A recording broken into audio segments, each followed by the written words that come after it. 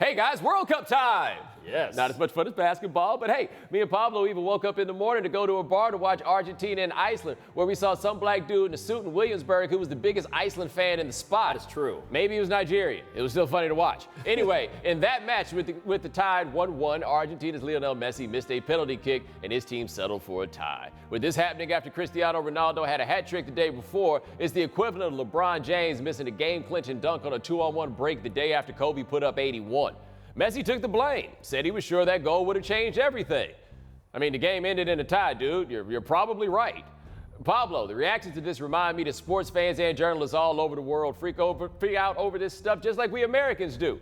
But should we be freaking out over Messi's missed penalty kick? So when I play FIFA, the greatest video game in sports history, are we really doing this with the video game? This is my context for this.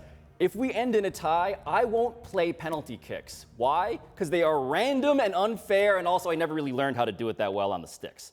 But all of which is to say, a penalty kick can look like a free throw, right? It's this test of psychological mettle. But everyone who knows anything about penalty kicks, the only advice they have for the kicker is be random. In game theory, it's the mixed strategy. Emulate total randomness, which means to me that it's hard for me to logically get mad at this dude if the random circumstance didn't favor him this one time. All right, I want to walk America through this right fast. Because like we got this, end of the show here, and you had a lot of things you wanted to go with. Did you really start with the when I do this on the video game before getting us to the game theory, before getting us to where we are now? And I should point out that for the actual sports in this, Messi is 5 of 10 of his last penalty. Yeah, so there's something there. And while I think you're right about that, it is random, but the odds are stacked in favor of the kicker. They are overwhelmingly. They are greatly stacked to favor the kicker. Now, the best quote from all of this, of course, is the legendary Diego Maradona, who says, "I missed 5 penalty kicks in a row, and I am still Diego Armando Maradona." Oh, that man he is. right there. He is.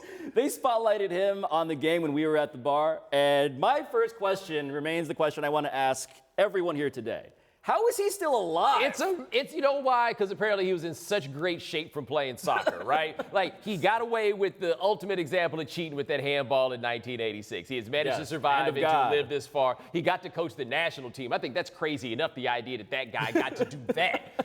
But he did something else that was interesting. Stars defending stars. Because what he's saying about Messi is the reason that they lost that is not that he missed that penalty kick. He's saying that Messi's down there doing work and nobody's open for him to pass the ball to. Like, this is probably the best soccer player in the world. Yeah, and for those of all time by some accounting. And for people who don't follow this like this, there is a weight here of LeBron prior to a championship. Yes. Can you win the World Cup? Messi is never as good in the World Cup as he is on those club teams because he's a guy who thrives in that give me the ball, give it back to you kind of sense. He benefits from better players around him, and he is kind of a one-man team. No, he is a fascinating story all around.